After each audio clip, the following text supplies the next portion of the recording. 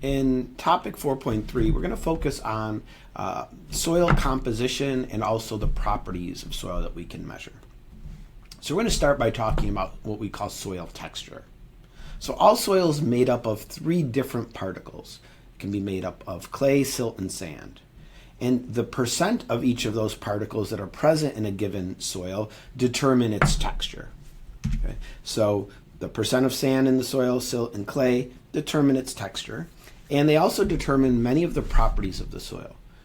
The soil texture is responsible for the porosity of the soil, how much space there is within the soil. The permeability, or the ability of water to percolate through that soil. Fertility is also impacted by soil texture. So it's really important. So the three particles that can make up soil, clay, silt, and sand, they differ in terms of their size. Clay is the smallest of those particles. Clay is very, very small, less than 2,000ths of a millimeter. It's microscopic to see individual clay particles. Okay? And so that's the smallest. The next largest is silt. And silt ranges from 2,000ths of a millimeter up to 500ths of a millimeter. So if we're comparing this is to scale, if this were a clay particle, silt would be about this size. And then the largest of the particles is sand. Sand particles can be from 0.05 millimeters all the way up to 2 millimeters in size. And so if we compare the silt to the sand, you can see obviously the sand is a much larger particle. And we can see pictures of those over here along with sort of a close-up model of what those particles, how they arrange themselves. So we have clay, the smallest particles, which form these interlocking layers. We have silt particles, and then we have the sand particles. And we could also see them here, and when they're mixed together, they form different types of soil. And so soil texture, there are different names for different soil textures. And that's what we see here in this tool that we call the soil triangle. The soil triangle allows us to give a name to a soil based on its percent of clay, silt, and sand. And this is a tool that you need to be able to use. And we'll practice using this in class as well. And so I'll show you how this tool works. So we have sand on the bottom, the percent of the soil made of sand, the percent of the soil made of clay, and the percent made of silt. And those are, again, the three components that determine soil texture. So the way that we use this chart is we look at, for example, sand. If we know that a soil type is 40% sand, we find 40 here on the sand percentage. We can see it's right here. These numbers are tilted because those are the lines that we follow up as we are using this soil triangle. So the 40% sand line is right here. Okay, I'll mark that. 40% sand is this line. Let's say my clay percentage of this soil is 20%. Okay, again, clay is here. They are the horizontal numbers. 20% is here.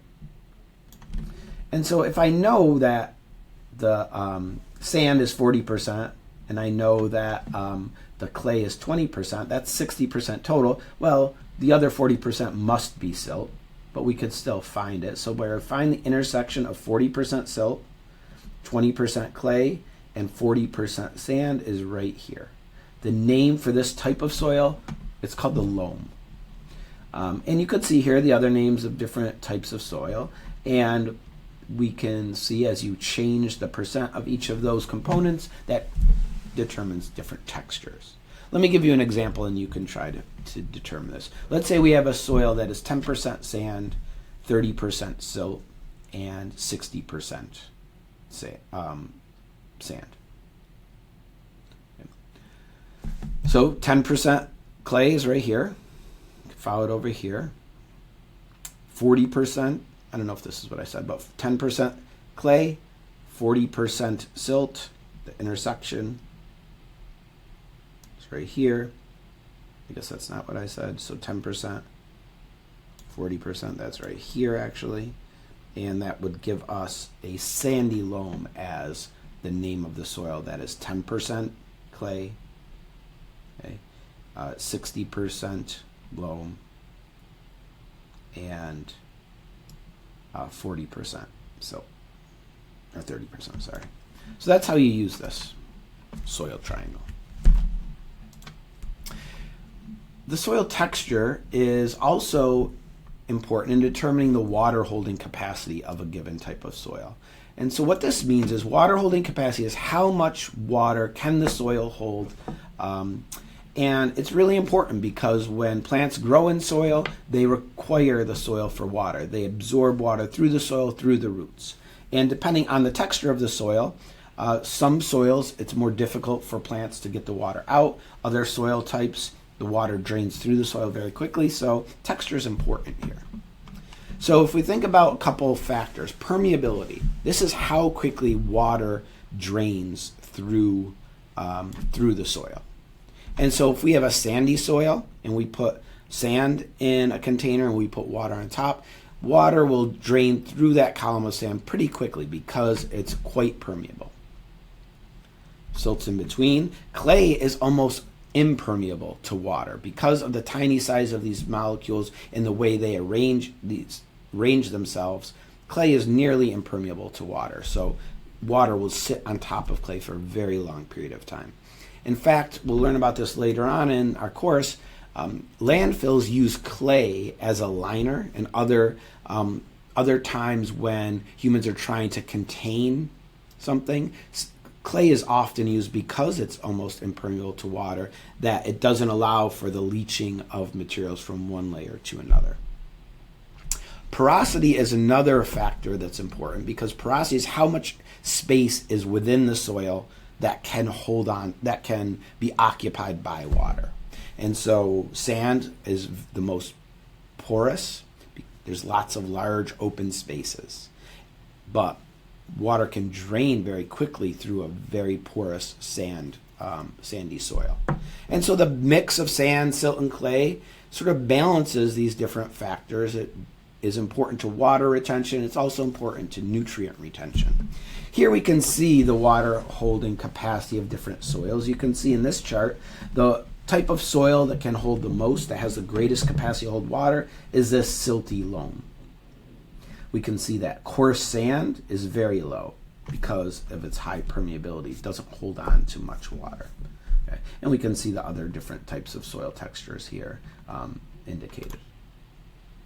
So we can test lots of different properties of soil, and we will be doing that in class. And so the big categories, we could test chemical properties of soil, such as nutrient levels. We can test the physical properties of soil, such as permeability or texture. And we can also look at the biological properties of the living organisms in the soil.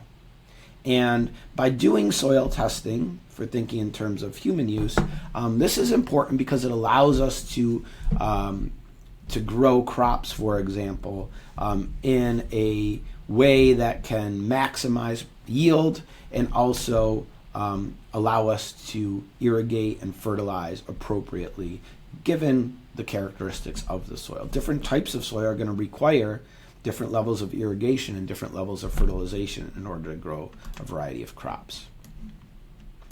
And so here's another example of the different tests that you might do, and we will do many of these. Here we have the Burley's funnel test that can be used to see what types of living organisms are present in a soil sample. Things like bacteria, fungi, earthworms, other small animals. We can do physical tests of the physical properties of soil, such as the soil texture, composition, or porosity, permeability, water holding capacity. We'll be doing this in class where we're going to determine the percent of clay, silt, and sand in a soil sample to determine its texture. Or we can do chemical tests where we test the amount of nitrogen or phosphorus in the soil. We can test the pH. All of these are really important because very different types of crops have different needs in terms of nutrients and in terms of pH as well.